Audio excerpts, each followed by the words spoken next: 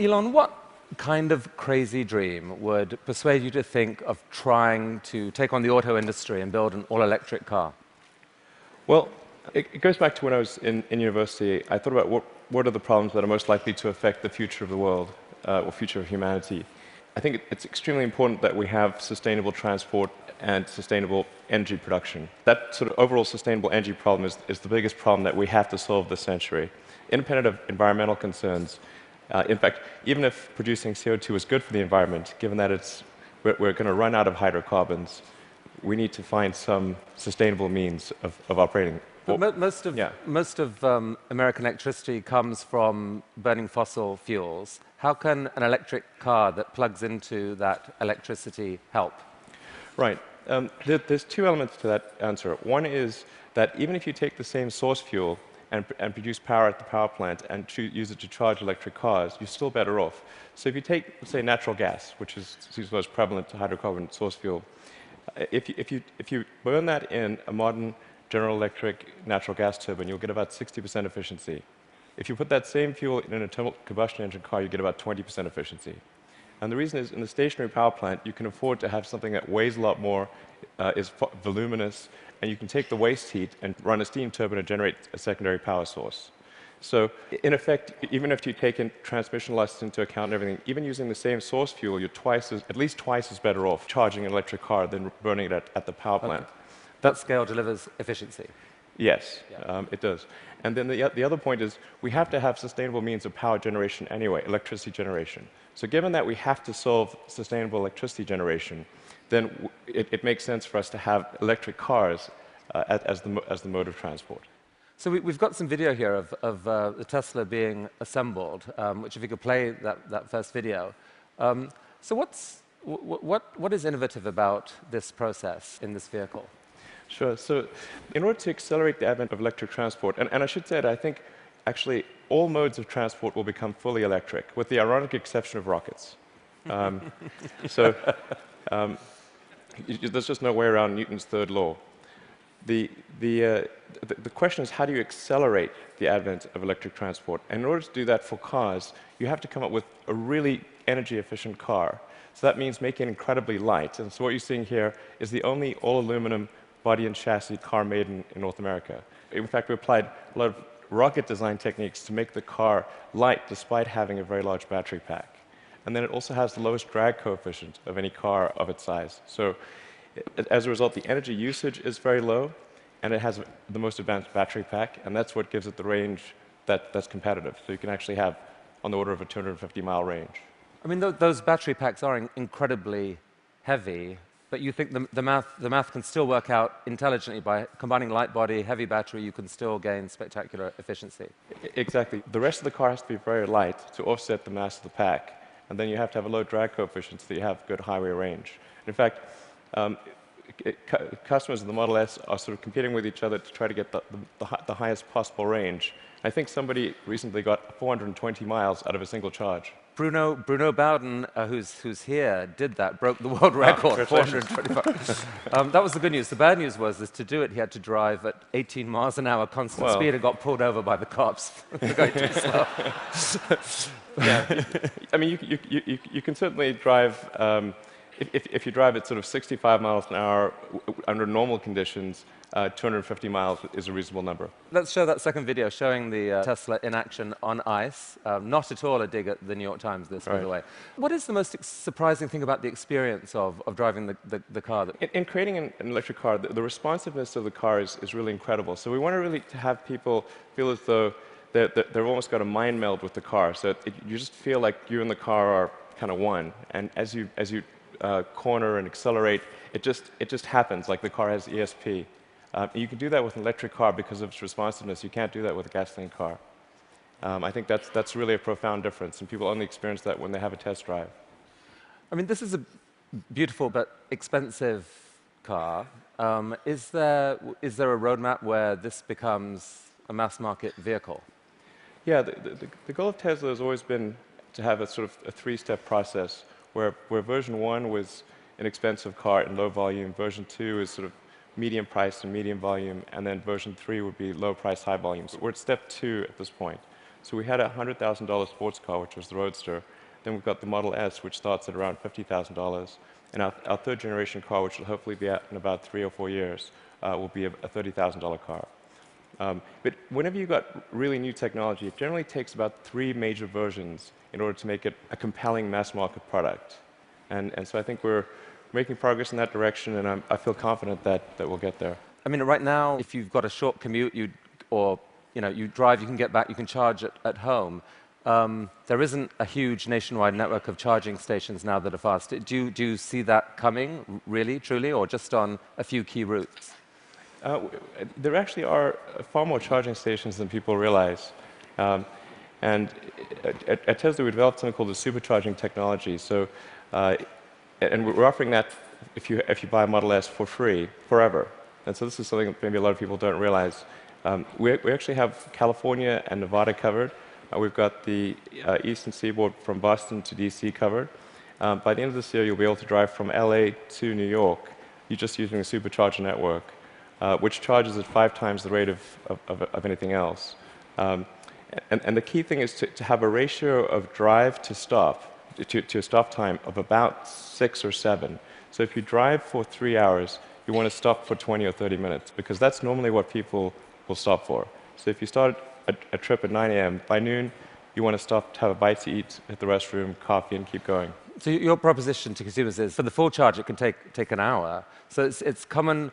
Don't expect to be out of here in 10 minutes. Wait for an hour. But the good news is you're helping save the planet. And by the way, the electricity is free. No, you don't pay anything. Actually, what we're expecting is for people to stop for about 20 to 30 minutes, not for an hour.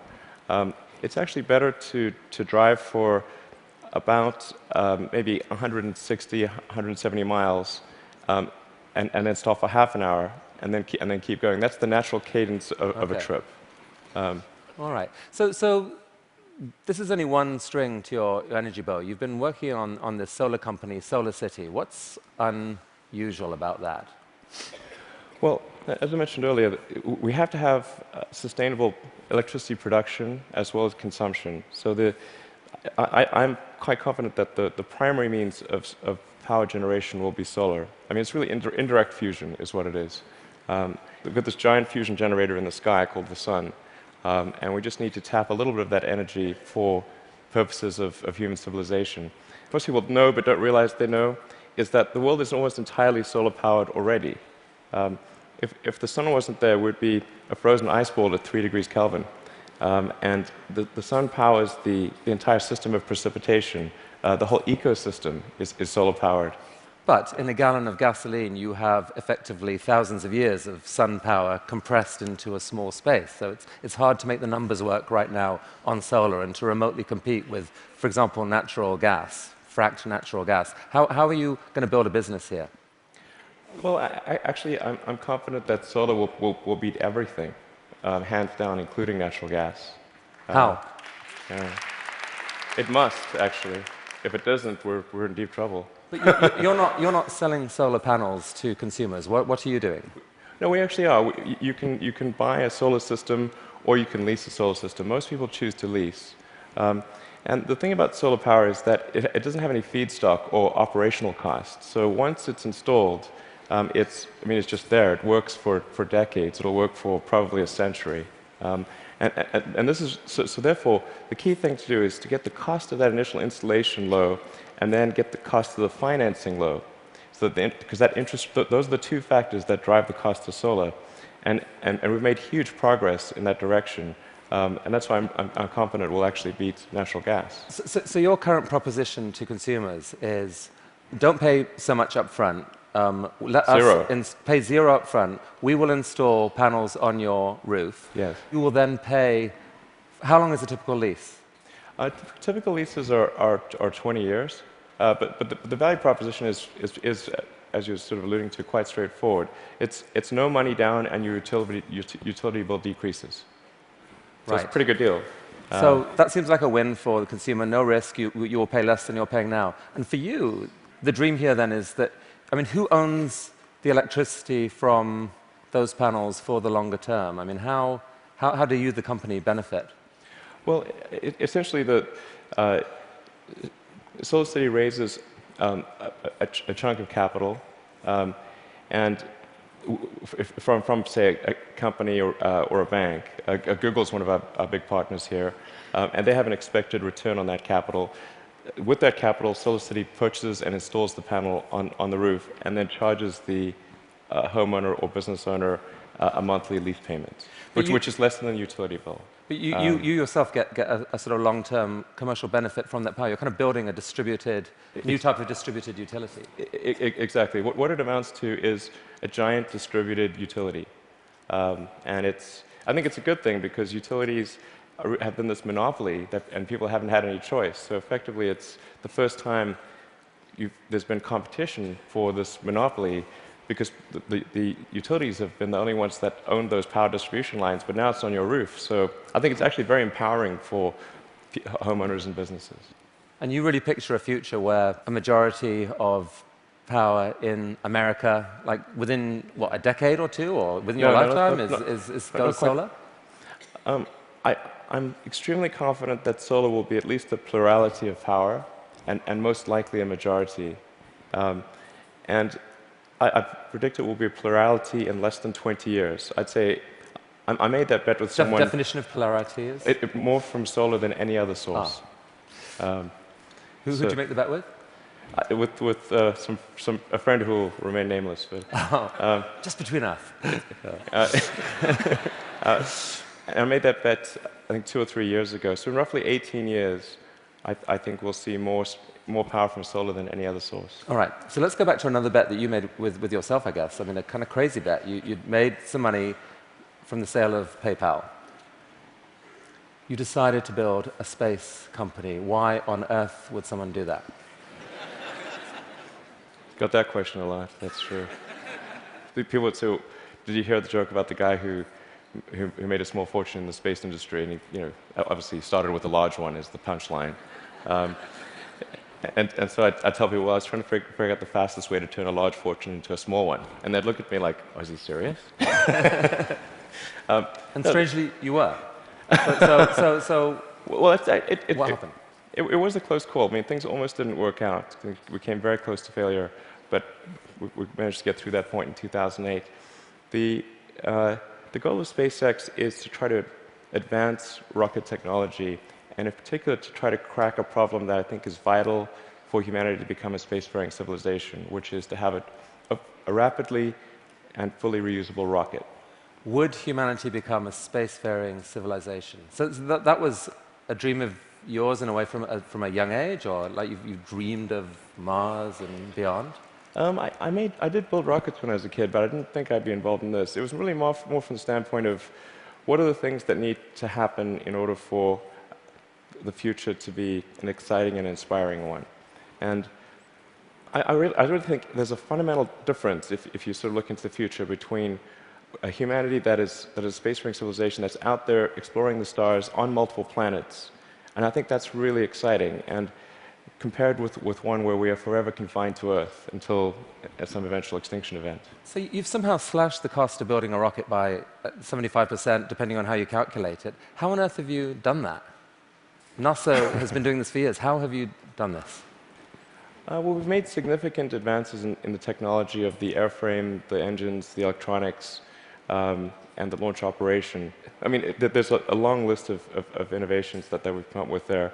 That they're a little difficult to communicate in this talk, but not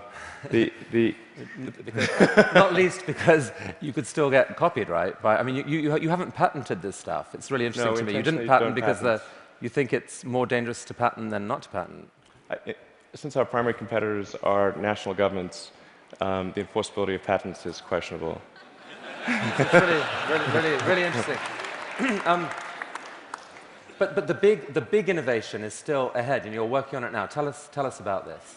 Right. So the big innovation. In fact, well, let's roll that video, and you can talk us through it. What's happening here? Absolutely. So the thing about rockets is that they're all expendable. All rockets that fly today are fully expendable. The space shuttle was an attempt at a reusable rocket, but even the main tank of the space shuttle was thrown away every time. And the parts that were reusable took a 10,000-person group 9 months to refurbish for flight. So the space shuttle ended up costing $1 billion per flight. obviously that doesn't work very well for... So what just happened there? We just saw something land? That's right. So it's important that the rocket stages be able to come back, to be able to return to the launch site and be ready to launch again within a matter of hours. Wow. Yeah. Reusable rockets. Yes. And so what a lot of people don't realize is the cost of the fuel, of the propellant, is very small. It's much like on a jet. So the cost of the propellant is about 0.3% of the cost of the rocket. So it's possible to achieve, let's say, roughly a 100-fold improvement in the cost of space flight if you can effectively reuse the rocket. That's why it's so important. Every mode of transport that we use, whether it's planes, trains, automobiles, bikes, horses, is reusable, but not rockets. So we must solve this problem in order to become a spacefaring civilization.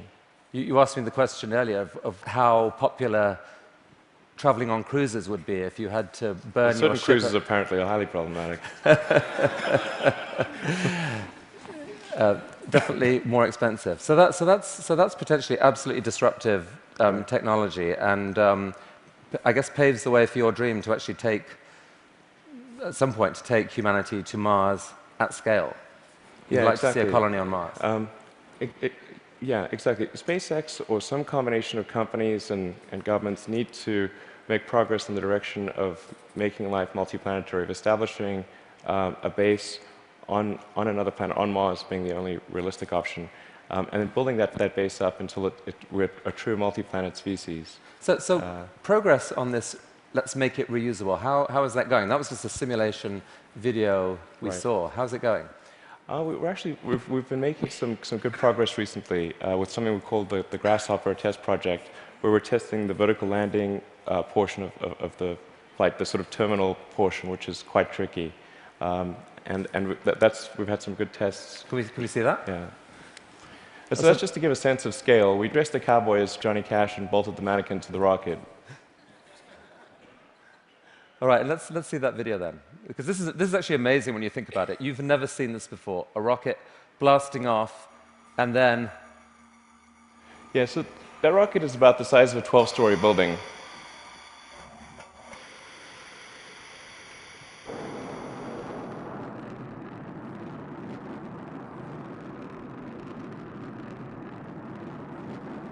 So now it's hovering at about 40 meters. And it's constantly adjusting the angle of the pitch and yaw of the main engine and maintaining roll with cold gas thrusters.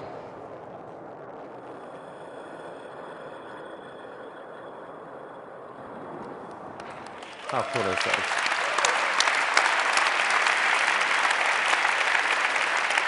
Elon, how have you done this? These projects are so... These PayPal... SolarCity, Tesla, SpaceX, they're so spectacularly different. They're such ambitious projects at scale. How on earth has one person been able to innovate in this way? What is it about you? I don't know, actually. I don't have a good answer for you. I work a lot. I mean, and a lot. Well, I have a theory. I have a theory. All right. My theory is that you have an ability to think at a system level of design that pull together design, technology, and business. So if TED was TBD, design, technology, business, into one package, synthesize it in a way that very few people can, and this is the critical thing, feel so damn confident in that click-together package that you take crazy risks. You bet your fortune on it, and you seem to have done that multiple times. I mean, almost no one can do that. Can we have some of that secret sauce? Can we put it into our education system? Can someone learn from you? It is truly amazing what you've done. Oh, thanks. Thank you. Well, I do think there's a good framework for thinking is physics. You know, the sort of first principles reasoning. I mean, generally, I think there are. What I mean by that is. Boil things down to their fundamental truths and reason up from there, as opposed to reasoning by analogy. Through most of our life, we get through life by reasoning by analogy, which essentially means kind of copying what other people do with slight variations. And you have to do that, otherwise, it's mentally, you wouldn't be able to get through the day. But when you want to do something new, you have to apply the physics approach. And physics has really sort of figured out how to discover new things that are counterintuitive, like quantum mechanics. It's really counterintuitive. So I think that's an important thing to do. And then also to really pay attention to negative feedback and solicit it, particularly from friends. This may sound like sort of simple advice, but hardly anyone does that, and it's incredibly helpful. Boys and girls watching, study physics. Learn from this man. Elon Musk, I wish we had all day, but thank you so much for coming today. Thank you. That was awesome. It was really, really cool. Look at that. Just think about it. That was fantastic. Thank you so much.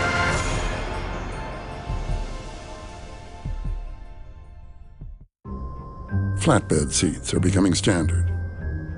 Add direct aisle access and bedding from a luxury hotel, and suddenly the standard is not so standard anymore.